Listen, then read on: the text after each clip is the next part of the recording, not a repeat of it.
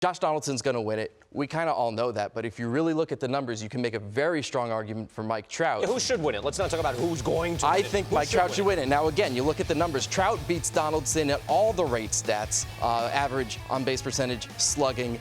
Donaldson has the edge in the team-dependent runs scored and RBI because he played in a much better lineup. He also played in a much friendlier home stadium. The right-handed home run, and they both hit 41 home runs, by the way. The right-handed home run park factor for the Angels Stadium was 94. That's 6% below average, 6% tougher to hit a home run for a righty. For Toronto, it was, I think it was 112. So much easier. So really, if you factor in the lineup they played in and factor in the ballpark they played in, Trout's numbers, which are already better on a rate basis, look even better. And plus, they both played good defense. They're both good base runners. Now, you could maybe make up the difference on defense and base running for Donaldson. Donaldson's outstanding on the bases this year. But I still think Trout has the edge there. You know what it is? It comes down to the classic case of not just the what, but the when. And Tom already brought up win probability added, right? The clutchiness that the sports writers always talk about. We can measure that. How much win probability did you actually add to your team cumulatively for the season? That's actually Josh Donaldson. So while I would say, yeah, Trout was the better player, Donaldson did affect winning more and run expectancy more.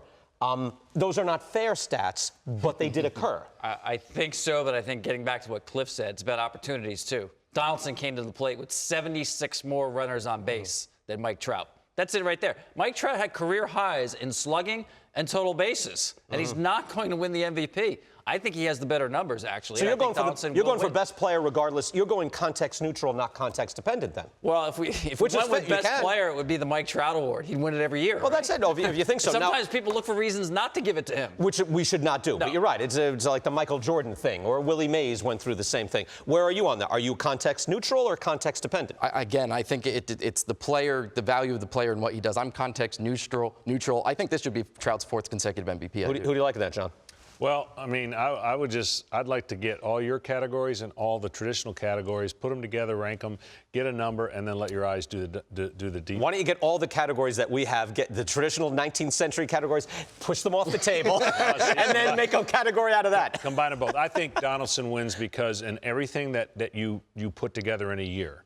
And it's so close. It's not even in what I just said, just adding the positions and where they rank in 10 or 7 categories, and then factoring everything else you want to, that's where I think you give a slight edge to Donaldson. He can't help the fact that he was given more opportunities, but he cashed in. And we're talking about, see, this is the other thing. Now Mike Trout's down in the order, so it's closer. But imagine if Mike Trout was still the leadoff hitter.